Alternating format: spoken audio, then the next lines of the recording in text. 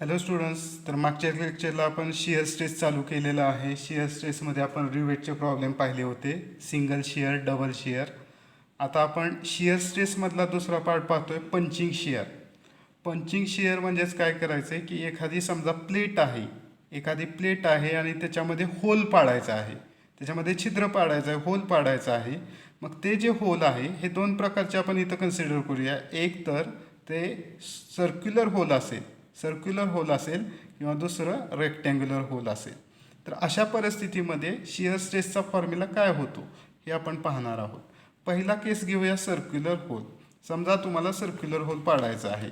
तर असा एक पंच आहे, इथं पंच दाखवलेला आहे, सर्क्युलर पंच असेल. ही एक प्लेट आहे, ह्या प्लेटचे थिकनेस आहे. आता हा पंच काय करतो, ह्या प्लेटवरती लोड किंवा फोर्स अप्लाय करतो पी.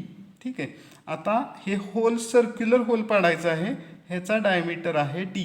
स्मॉल डी हा त्याचा डायमीटर आहे आणि पी हा फोर्स त्या पंचनं त्या प्लेटवर एक्झर्ट केलेला आहे. त्या प्लेटची थिकनेस आहे टी. ओके, त्या प्लेटची थिकनेस आहे टी.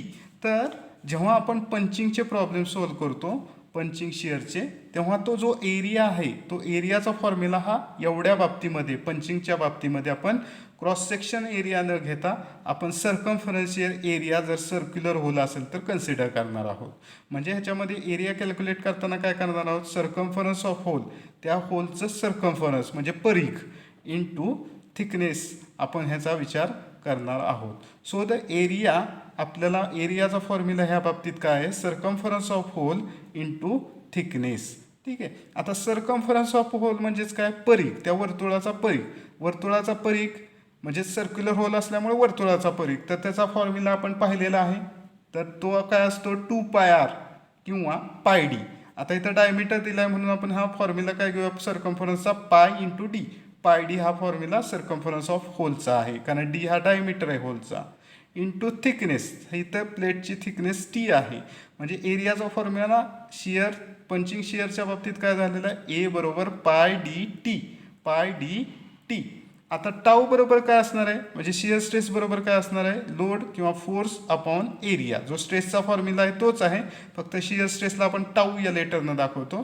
कारण इथं जेव्हा फोर्स अप्लाय होणार आहे, हा पंच एक्झर्ट करणार, तेव्हा तिथं हे प्लेट शिअर होणार आहे, म्हणजे कट होणार आहे, हे होल कट होणार आहे. म्हणून शिअर स्ट्रेस आपण कन्सिडर केला आहे. टाऊ बरोबर पी अपॉन ए. पी म्हणजे हा फोर्स जो पंच एक्झर्ट करतोय तो.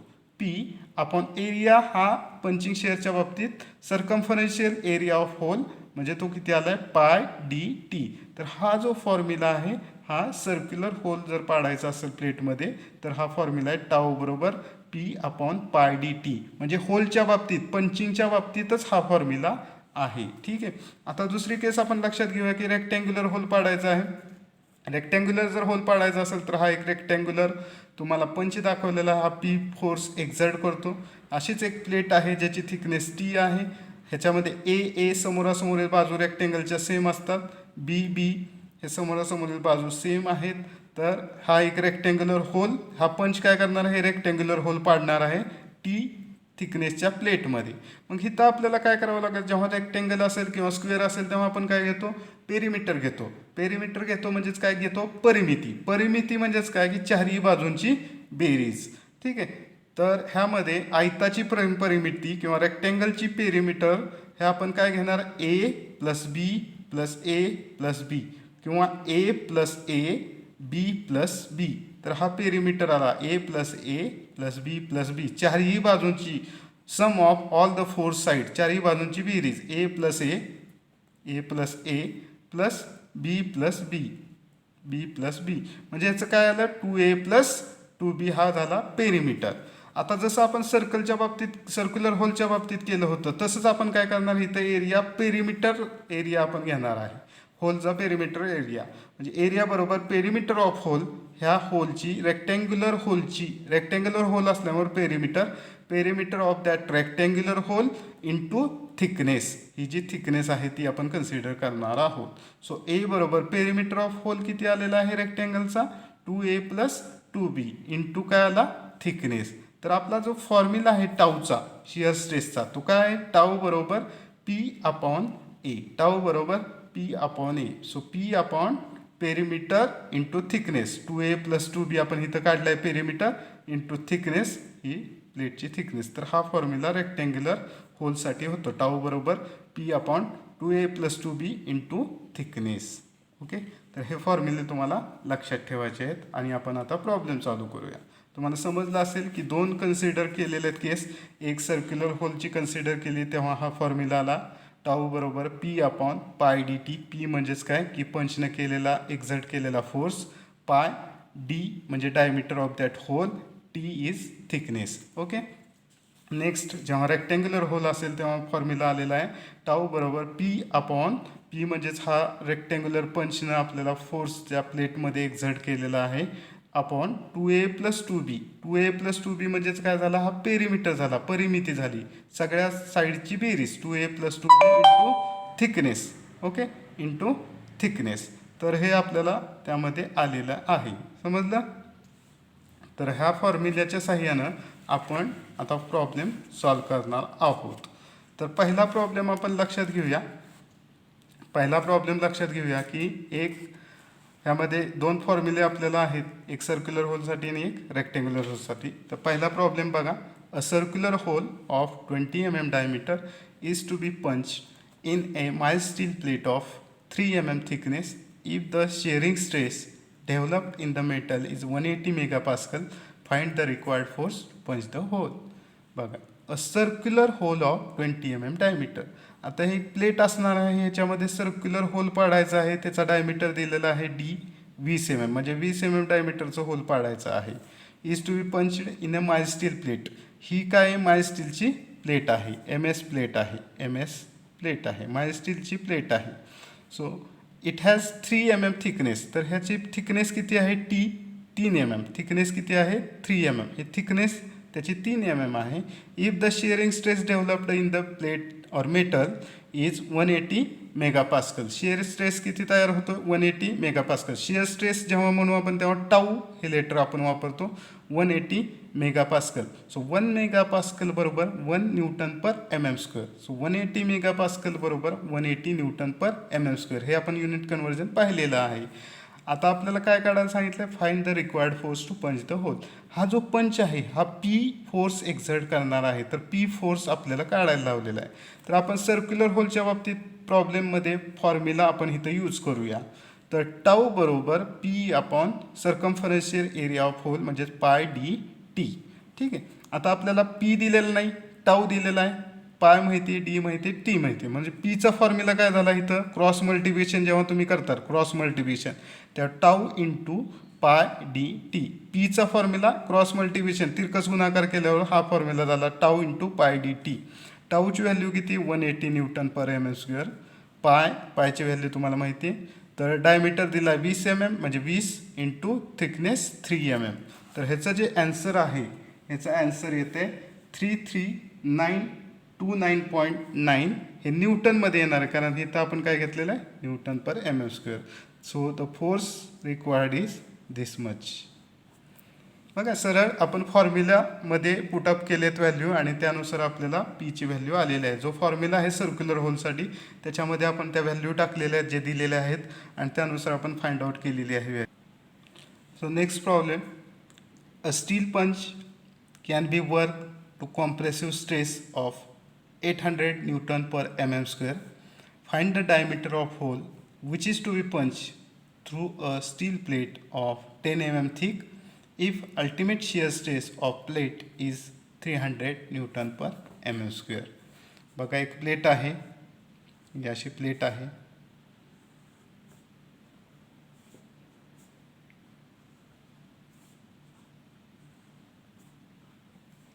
अशी एक प्लेट आहे.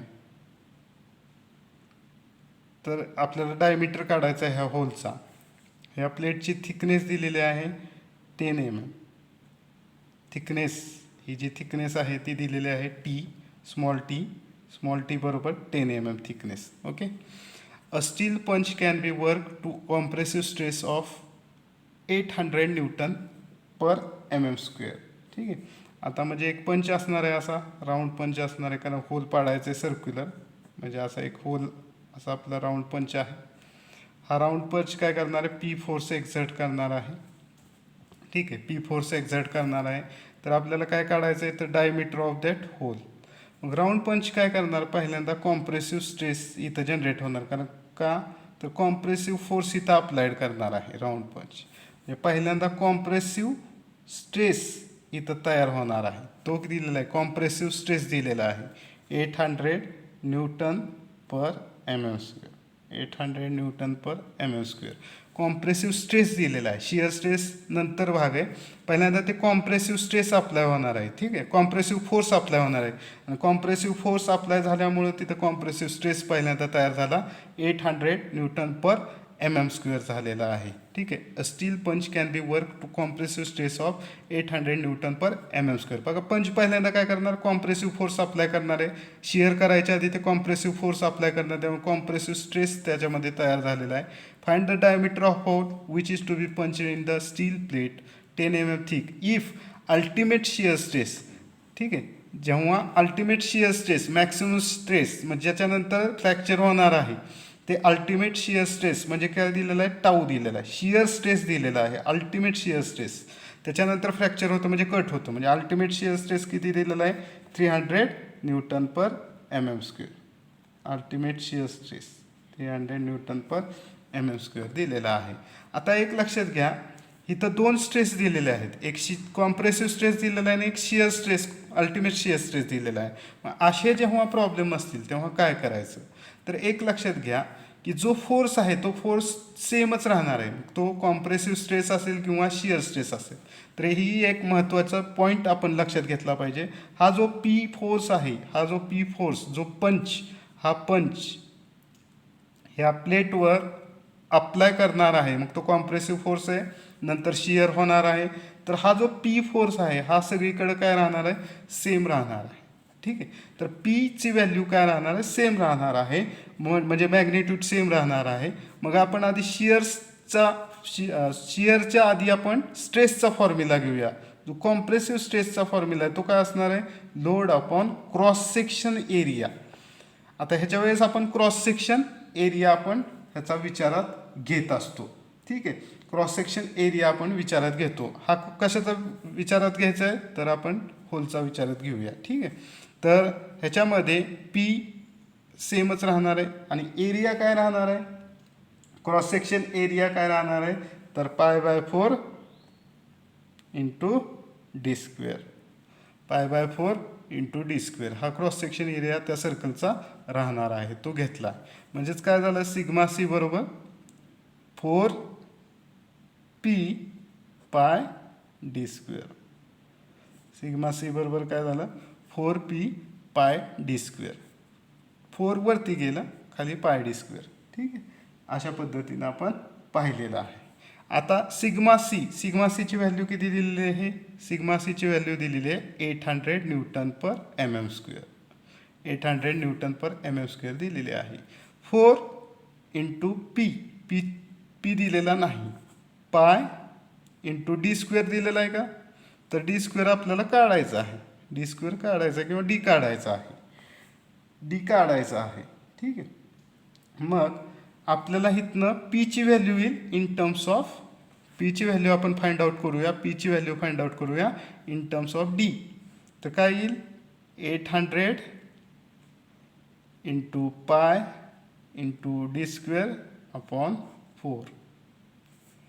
800 into pi into D square upon 4, म्हणजे ह्याचं काय येणार आहे उत्तर, 200 पाय डी स्क्वेअर. ही काय आली, फर्स्ट इक्वेशन म्हणूया, म्हणजे ही पीची value in terms of D आलेली आहे, पीची value in terms of D आलेली आहे. आता आपल्याला शिअर स्ट्रेसचा फॉर्म्युला माहिती आहे पंचिंगच्या बाबतीमध्ये. सर्क्युलर होल असेल तर काय येणार आहे, P upon pi D T, P upon pi D T. आता पीची व्हॅल्यू काय आलेली आपली पहिल्या इक्वेशनमध्ये, पीची व्हॅल्यू आलेली इन टर्म्स ऑफ डी, तर ती काय आलेली आहे 200 pi D square upon pi D T. ह्याच्यामुळं काय झालं, तर पायला पाय कॅन्सल झाला, डी स्क्वेअर अपॉन डी म्हणजे डी आला आणि अपॉन टी म्हणजे काय झालं, सिम्प्लिफाय केल्यावर 200 डी अपॉन टी. ठीक आहे, आलं का, हे दुसरं इक्वेशन. मग ह्यामध्ये आपण व्हॅल्यू पुटअप करूया. टाऊची व्हॅल्यू दिलेली आहे 300, 200 डी काढायचं आहे आपल्याला आणि थिकनेस दिलेली आहे आपल्याला 10. मग ह्याच्यावरनं डी बरोबर तिरकस गुणाकार करा. 300 इंटू 10 अपॉन 200 म्हणजे याचं उत्तर किती येतं आहे आपल्याला 15 mm. लक्षात आलं का? आपल्याला दोन गोष्टी माहीत नाहीत, पी पण माहीत नाही आणि डी पण माहीत नाही. मग अशा वेळेस काय करायचं, त्यांनी दोन स्ट्रेस दिलेले, एक सिग्मा सी म्हणजेच आपला नॉर्मल कॉम्प्रेसिव्ह स्ट्रेस दिलेला आहे आणि टाऊ दिलेला आहे, शिअर स्ट्रेस दिलेला आहे. मग आपल्याला नॉर्मल कॉम्प्रेसिव्ह म्हणजे जे काय स्ट्रेसचा फॉर्म्युला आहे तो पी आपण क्रॉस सेक्शन एरिया, ठीक आहे, क्रॉस सेक्शन एरिया. मग होलचा क्रॉस सेक्शन एरिया काय आहे, π/4 डी स्क्वेअर. वर्तुळ आहे, सर्क्युलर होल आहे म्हणून π/4 डी स्क्वेअर. डी म्हणजे diameter of hole, D is diameter of hole. मग अशा पद्धतीनं सिग्मा सीची व्हॅल्यू काय आली 4p upon pi D square, कारण 4 गेलं वरती म्हणजे खाली राहिलं पाय D square, 4p upon pi D square. हे सिम्प्लिफाय केल्याच्या नंतर आलेलं आहे. सिग्मा सीची व्हॅल्यू टाकली, पी काढायचा आहे म्हणजे पी दिलाच नाही आहे, पाय आणि डी स्क्वेअर पण दिलेला नाही. मग अशा वेळेस क्रॉस मल्टिप्लिकेशन केल्याच्या नंतर आपल्याला पी बरोबर काय आलं 800 into pi D square upon 4. हे सिम्प्लिफाय केल्यावर पी बरोबर 200 पाय डी स्क्वेअर. हे फर्स्ट इक्वेशन झालं. आता आपण पंचिंग शिअरचा फॉर्म्युला पाहिलेला आहे in terms of circular hole. तो काय आहे तर सरकमफरन्शियल एरिया आपण इथं घेतो. इथं आपण क्रॉस सेक्शन एरिया घेतलेला नॉर्मल स्ट्रेसमध्ये किंवा स्ट्रेसमध्ये. इथं आपण सरकमफरन्शियल एरिया घेतो पंचिंग शिअरच्या बाबतीत. पंचिंगच्या बाबतीमध्ये पंचिंगचाच प्रॉब्लेम असेल तर P upon pi D T. मग ह्याच्यामध्ये आपण पीची value in terms of D ठेवूया म्हणजे डीच्या ह्याच्यामध्ये येईल 200 pi D square upon pi D T म्हणजेच हे 200 डी अपॉन टी. हे आपण असं का केलं आहे, हे P in terms of D का आणलं आहे, कारण का इथं दोन अननोन आहेत, पी पण आहे आणि डी पण आहे. मग असं जर केलं तर आपल्याला सॉल्व्ह होणार नाही, म्हणून एक अननोन दुसऱ्या अननोनच्या इन टर्म्स काढलेला आहे. पी हा इन टर्म्स ऑफ डी केलेला आहे म्हणजे जेणेकरून काय येईल इथं पी राहणार नाही, तर डीच्याच सगळ्या टर्म्स येतील, इथं सगळं डीचंच टर्म येईल. मग आपल्याला डीची आन्सर मिळेल. ओके, आपल्याला डीच काढायचं आहे, डायमीटरच काढायचं आहे. नाहीतर इथं आपण पी ठेवलं असतं तर हे इन टर्म्स ऑफ पी आलं असतं, हे इन टर्म्स ऑफ पी. मग दोन अननोन आहेत, मग आपण कसं सॉल्व करणार. ह्याच्यासाठी आपण काय केलं, ह्याची पीची value in terms of D आणली आणि ती इथं पुटअप केली. मग हे सिम्प्लिफाय केल्यावर आपल्याला आन्सर आलं 15 mm. नीट विचार केल्याच्या नंतर तुमच्या लक्षात येईल की हे पहिलं इक्वेशन जे आलेलं आहे ते P in terms of D आपण क्रॉस मल्टिप्लिकेशन करून का काढलं, जेणेकरून पीची value in terms of D आली तर सगळेच टर्म्स जे आहेत ते डी आणि इथं डी आलं, म्हणून आपल्याला डी स्क्वेअर अपॉन डी आलं. म्हणजे इन टर्म्स ऑफ डी एकच अननोन राहिला, हे माहिती आहे, एकच अननोन राहील. मग आणि एकच अननोन राहिल्यावरती डीची व्हॅल्यू म्हणजे एक अननोन तो डी आहे म्हणजे डायमीटर आहे, मग त्याची व्हॅल्यू आपल्याला त्याची जे आन्सर आहे ते आपल्याला मिळून जाईल. याच्यासाठी हे सिम्प्लिफिकेशन केलेलं आहे. आता नेक्स्ट प्रॉब्लेम आहे. आत्ता जसं आपण पाहिलं की अल्टिमेट शिअर स्ट्रेस जो डेव्हलप होतो किंवा कॉम्प्रेसिव्ह स्ट्रेस डेव्हलप होतो त्याच्यामध्ये मॅग्निट्यूड ऑफ कॉम्प्रेसिव्ह फोर्स किंवा शिअर फोर्स म्हणजे पीची व्हॅल्यू काय राहते, दोन्हीकडे सेमच राहते. अशा पद्धतीने हा मेन पॉईंट लक्षात घेऊन हा प्रॉब्लेम सोडवायचा आहे, जो मागच्या प्रॉब्लेम आपण पाहिला. ह्याच्यामध्ये बघा एक माइल्ड स्टीलची प्लेट आहे, त्याचा थिकनेस आहे 20 mm म्हणजे थिकनेस दिलेला आहे माइल्ड स्टीलच्या प्लेटचा 20 mm थिकनेसची प्लेट आहे. आणि आपल्याला होल किती डायमीटरचं पाडायचं आहे तर 16 mm डायमीटरचं होल पाडायचं आहे. 16 mm डायमीटरचं होल पाडायचं. बघा to punch hole of 16 mm diameter, small D दिला आहे 16 mm डायमीटर. होल किती डायमीटरचं आहे तर 16 mm डायमीटरचं पाडायचं आहे. प्लेट थिकनेस दिलेला आहे 20 mm. ठीक आहे, आता आपल्याला अजून काय दिलं आहे, ultimate shear stress. Ultimate shear stress म्हणजे टाऊची व्हॅल्यू दिलेली आहे, किती दिलेली आहे ती 300 Nm/mm² दिलेली आहे, टाऊची व्हॅल्यू दिलेली आहे. तर आपल्याला काय सांगितलं आहे, calculate compressive stress sigma C काढायचा आहे, सिग्मा सी काढायचा आहे. ठीक आहे, म्हणजेच आपण जर सिग्मा सीचा फॉर्म्युला पाहिला, सिग्मा सी बरोबर काय असतो तर पी सिग्मा सी बरोबर load upon cross section area. तो काय सर्क्युलर होलचं जे काही क्रॉस सेक्शन एरिया आहे तो pi by 4 D square. Okay, P upon pi by 4 D square. म्हणजे हे 4 जे आहे ते वरती गेलं 4p upon pi D square. पाय डी स्क्वेअर. आता सिग्मा सी काढायचा आहे. हा फॉर्म्युला आपण पाहिलेला आहे मागच्या प्रॉब्लेममध्ये. पी माहिती आहे का? तर पी माहीत नाही. डी माहिती आहे. मग पी माहीत नाही, मग कसं आपल्याला सॉल्व करणार? पण आपल्याला पी काढावं लागेल. पी काढण्यासाठी त्यांनी काय दिलेलं आहे? टाऊ दिलेलं आहे, शिअर स्ट्रेस. आता शिअर स्ट्रेसचा फॉर्म्युला काय? पी अपॉन सर्क्युलर होल असेल तर पाय डी टी हा सर्कम्फरन्शियल एरिया दिलेला आहे. मग पीची व्हॅल्यू आपण जो पहिला प्रॉब्लेम पाहिला होता तर क्रॉस मल्टिप्लिकेशन घेतल्यावर काय होणार? Tau into pi D T. ठीक आहे, P is equal to tau into pi D T. आता टाऊ दिलेला आहे. टाऊ किती दिलेला आहे? 300 newton per M M square. 300 into pi into D. D दिलेला आहे 16 इंटू थिकनेस तर 20 दिलेली आहे.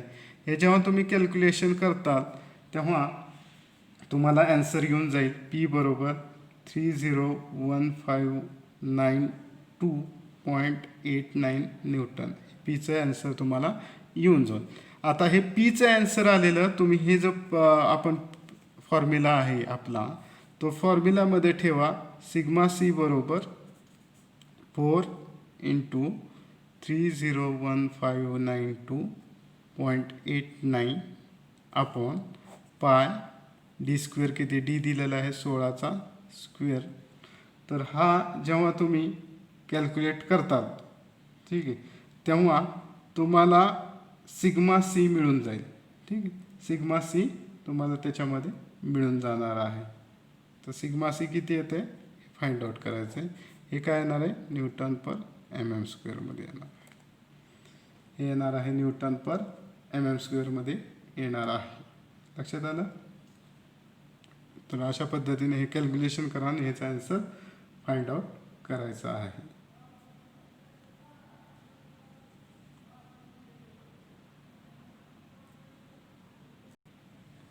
Next problem. A force of 32 kilonewton is required to punch a circular hole of 40 mm diameter in a metal plate of 2 mm thick. Calculate the compressive stress. Calculate the compressive stress म्हणजे sigma C काढायचं आहे and shear stress in the metal plate. ठीक आहे, given data काय आहे तो लिहून घेऊया. अ फोर्स ऑफ 32 kilonewton म्हणजे पी दिलेला आहे 32 kilonewton. 32 kilonewton दिलेलं आहे. याचं काय करूया? न्यूटनमध्ये कन्वर्ट करूया. 32 into 10⁻³ newton. Okay, next. To punch a circular hole of diameter 14 mm. Diameter दिला आहे D 14 mm. In a metal plate of 2 mm thick. म्हणजे थिकनेस दिलेली आहे 2 mm. मेटल प्लेटची थिकनेस दिलेली आहे 2 mm. Calculate the compressive stress develop in the punching rod and shear stress in the metal plate. म्हणजे जो पंचिंग रॉड आहे तिथं कॉम्प्रेसिव्ह स्ट्रेस जनरेट होणार आहे. मेटल प्लेटमध्ये शिअर स्ट्रेस जनरेट होणार आहे. To find sigma C compressive stress and shear stress. Okay, मग सिग्मा सी चा फॉर्म्युला काय असणार आहे? नॉर्मल स्ट्रेसचा P upon cross section area. आपलं होल कसं आहे? ते सर्क्युलर होल आहे आणि पंच पण सर्क्युलर आहे. मग इथं आपण काय करूया? P upon pi by 4 D square. ठीक, अशा पद्धतीने डायमीटर ऑफ होल दिलेला आहे. पी दिलेला आहे तर पी 32 इंटू 10⁻³ न्यूटनमध्ये कन्वर्ट केलं आहे.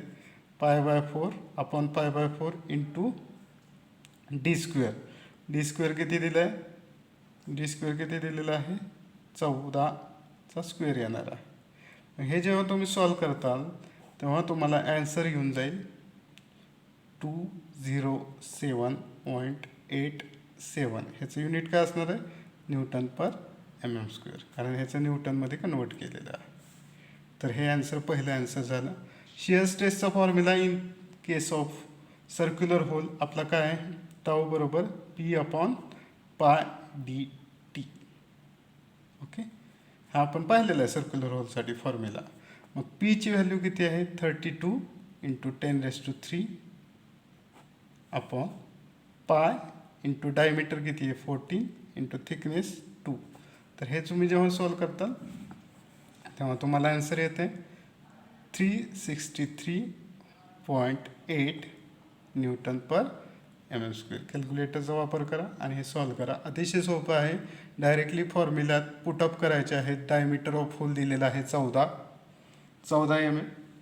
ठीक आहे. मग अशा पद्धतीने तुम्हाला हे सिग्मा सी म्हणजे कॉम्प्रेसिव्ह स्ट्रेस आले आणि टाऊ आलेला आहे म्हणजे शियर स्ट्रेस आलेला आहे. तर आज आपण इथंच थांबतो आहोत.